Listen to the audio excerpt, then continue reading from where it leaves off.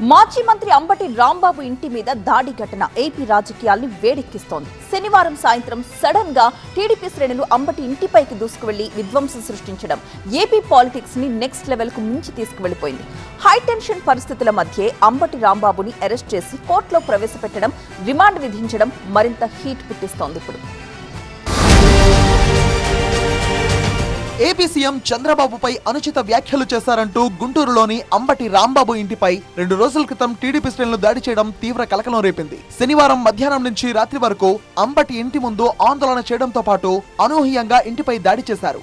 ఇంట్లోకి దూసుకువెళ్లి బీభత్సం క్రియేట్ చేశారు. ఇంట్లో అంబటి రాంబాబు ఫ్యామిలీతో ఉండగా దారుణంగా విధ్వంస కాండకు పాల్పడ్డారు. అంబటి ఇంటి ఆవరణలోని 3 కార్లను ధ్వంసం చేశారు. ఆపై ఇంటికి నిప్పండించడం సంచలనం క్రియేట్ చేసింది.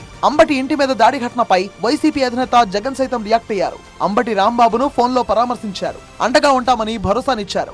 ఏపీ ప్రభుత్వ తీరు, శాంతి భద్రతలపై జగన్ విమర్శలు గుప్పించారు. అంబటి రాంబాబు ఇంటిపై దాడి, నిప్పండించడం లాంటి ఘటనలతో గుంటూరులో హైటెన్షన్ నెలకొంది. గంటలు గడిచే కొద్దీ పరిణామాలు తీవ్ర ఉద్రిక్త పరిస్థితులకు దారితీశాయి. టీడీపీ శ్రేణులు ఏమాత్రం శాంతించకపోవడంతో శనివారం అర్ధరాత్రి సమయంలో కట్టుదిట్టమైన భద్రత మధ్య అంబటి రాంబాబును పోలీసులు అరెస్ట్ చేశారు.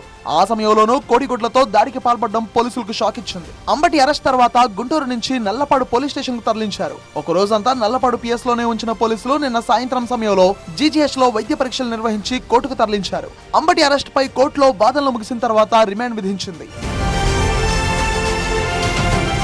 అంతకుముందు నల్లపాడు పిఎస్ కు వెళ్లిన అంబటి తరపు లాయర్లు అక్కడే అతనితో కంప్లైంట్ పై సంతకాలు చేయించి ఇంటి దాడి ఘటనపై ఫిర్యాదు చేశారు. ఈ సందర్భంగా పోలీసుల తీరుపై అంబటి రాంబాబు తరపు లాయర్ మాధవి ఆగ్రహం వ్యక్తం చేశారు.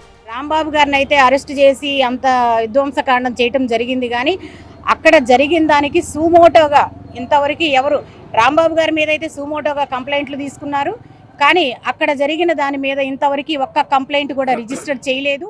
ఇదిలా ఉంటే అంబటి రాంబాబు ఇంటి మీద దాడి ఘటనపై ఏపీ హైకోర్టు సీరియస్ అయింది.